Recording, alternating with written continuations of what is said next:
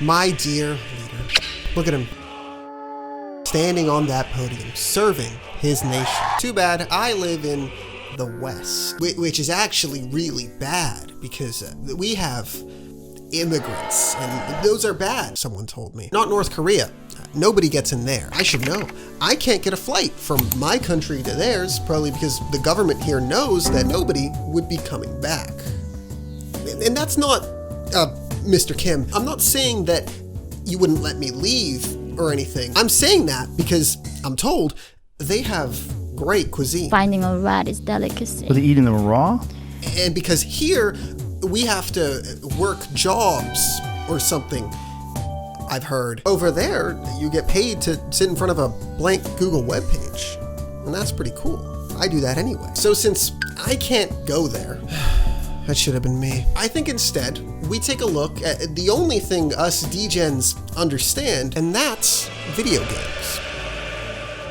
Oh, damn. Okay, Pyongyang Racer. Let me just start it up here.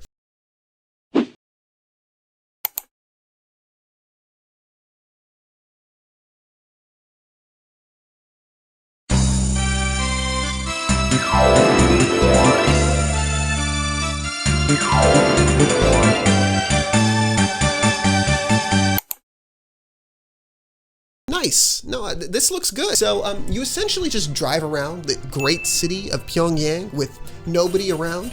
The whole time, this woman who is a driving instructor is just berating you. Like, look at this. You're giving me directions and then flaming me before I even take the turn. There's not much to this game though. You just drive around collecting oil drums to refill your petrol.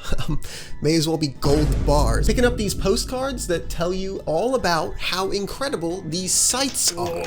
Ah, okay. Book a tour, guys. The city being empty feels like a limitation of development at first, but considering this postcard that wants you to visit North Korea uses the lack of traffic as a selling point, I'm thinking this is just what North Korea considers desirable. Yeah. See, the music really makes you feel like you're not looking at a level of the fucking back room. I wish I could actually full screen this. Do you think the only programmer that knew how to make a game full screen was put to death? You know, there's a few things I could say about this game. None of them great, but I will say that as far as surrealist, eerie vibes go, this is pretty good. It's pretty obvious that's not what they were going for, but the weird, bright colors, the completely abandoned city with nothing but a car here and there, most of which are just parked on the road, creates this dreamlike vibe that makes me feel almost unsafe as I play this. This feels like the game equivalent of a skinwalker, a weird app that's pretending to be a game running on my desktop. It doesn't help that some traffic lady on the corner of my screen is apparently omnipresent and watching everything I'm doing. She has the power to stop my game if I don't drive the way she likes. That's an eldritch entity. I just can't prove it. I mean, this game is better than Big Rigs. No, I mean that. It really is. Wow, congratulations. You picked up all the flyers advertising North Korean tours. Man, this game is weird, and I will never play it again. But you know what? Thank you, dear leader, because this is an experience I'll never forget. Do you think the guy that made the cloud texture so low res got put to death? There are some other notable games made by the Democratic People's Republic of Korea, one of which is called Samurai Hunting. Nothing to see here, just a state-funded game about killing Japanese people. Unfortunately, screenshots of this thing are limited, but it does sound a little crazy. They also made a game called Yankee Hunter, where you just shoot American soldiers. All right, this isn't okay, because I love the American military. Now, sure, okay, America's made plenty of games where you kill Russians, Arabs, North Koreans. But that's not actually propaganda, because I love the American military. Seriously though, I think the reason this sounds insane is because the actual titles are insert group hunting. Like if this was just called fucking Medal of Duty and the enemies happen to be American, I don't think that many people would care. But the idea of the German government making a game called Killing the French is insane. Now, I know I mentioned Call of Duty, which 100% paints certain nationalities as the ones that do all the bad stuff. The few times it's criticized America, it's because the American villain has gone rogue. Guys, this isn't America's fault. He's actually doing bad stuff because he's betraying America. Call of Duty also has straight up just misrepresented real historical events and just blamed other nations for them, you know, just casually. For example, the incredibly well-documented Highway of Death incident, where America bombed Iraqi soldiers and civilians trying to escape Kuwait. In Call of Duty, that exact event is just shrugged off as the Russians bombed the escaping soldiers and civilians. There is only one road, Tariq al-Maut, the Highway of Death. The Russians bombed it during the invasion, killing the people trying to escape. Russians, huh? Can't even take over a fucking... But I decided that this is okay, actually, because I love the American military. Call of Duty also receives funding from gun manufacturers. And yeah, you better believe that means they make the guns look so cool. Guys, guns are so cool. Make sure to get that brand name in there. And lastly, yes, Call of Duty officially receives funding from the US government. Call of Duty officially counts as state propaganda. We did it, boys. The military is cool. It's interesting because propaganda games in North Korea are sort of like out of reach for us. So all we really see are headlines that say, Kim Jong-un just made a game about killing Americans. But war games funded by the actual American military are just kind of available on Steam and are normalized in Western society. So it isn't really seen the same way. But make no mistake, there is no difference between these two things. None, right? I'm sure in North Korea, there's just some kid playing the shittiest shooter game ever thinking, wow, the military is so cool. But if you really want to engross yourself in American military propaganda, forget Call of Duty and play the franchise America's Army, which was actually developed in-house by real American patriots working for the American government. Unlike Call of Duty, this is fully funded by the US government. This product really is unprecedented. It's the only official US Army game. For the explicit purpose of enlisting the youth of America. In Special Forces, we train people in military tactics. We teach them how to do this. Into the most morally correct military in the world. The skill system in Rise of the Soldier is very unique because it allows the players to customize their character. No other game can do that because no other game is an official US Army product. The fuck, did they just say that? To the point where the games were actually brought to schools. And not just given to the students to play, but rather, the US Army is committed to educating today's youth, says the director of the America's Army game. America's Army combines the power of gaming and simulations with real-life equipment to create a compelling academic program. Many sources talk about America's Army as a game being integrated into school curriculums. These games are rated T for teens, meaning they're legally available to be given to children as young as 13. Have you ever seen a 13-year-old? They're pretty fucking dumb. Okay, you get the point. Propaganda is everywhere. North Korea does it. America does it. Who else does it? China. What's that thing?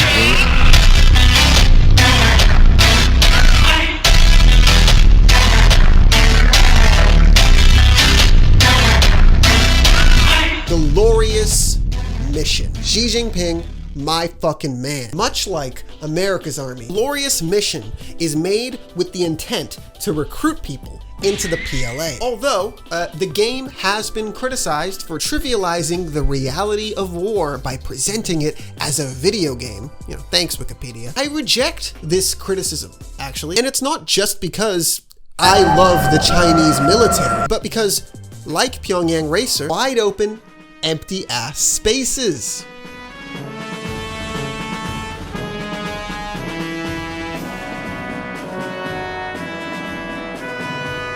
that make the game feel surreal. Look what happens when you disable the corny-ass propaganda music.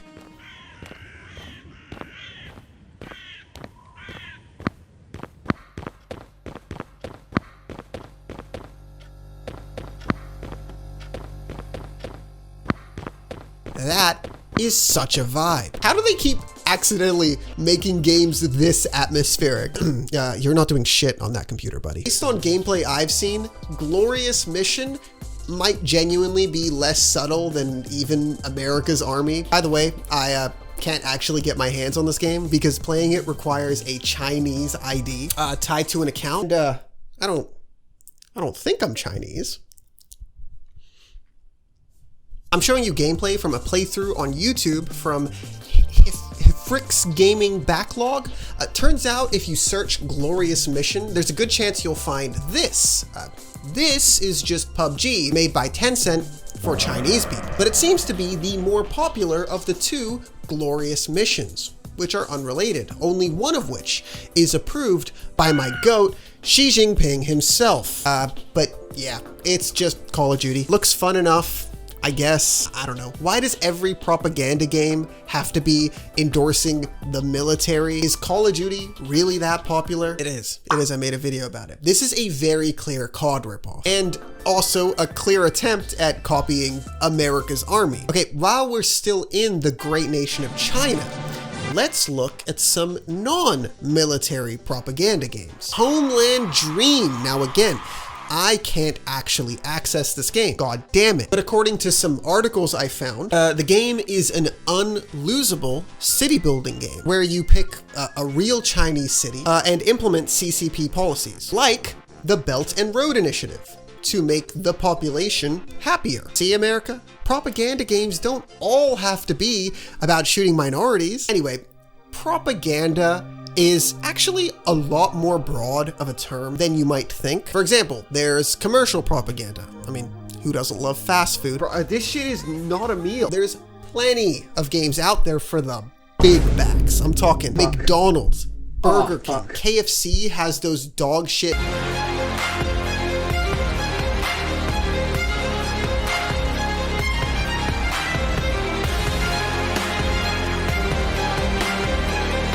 Chex cereal has a Doom shooter. Now, does this make me want to eat Chex cereal?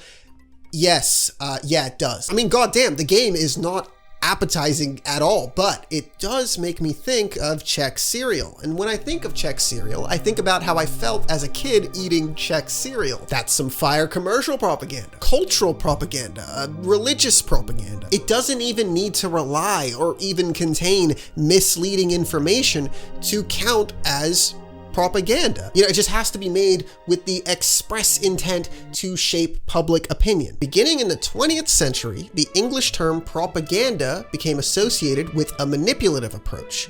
But historically, propaganda had been a neutral, descriptive term of any material that promotes certain opinions or ideologies. So while the word is used and understood differently today, fundamentally, all propaganda is just something made with the intent of shaping people's opinions. From what I can gather, the bar for what counts as propaganda versus moral messaging isn't even all that cut and dry. It's kind of just intent.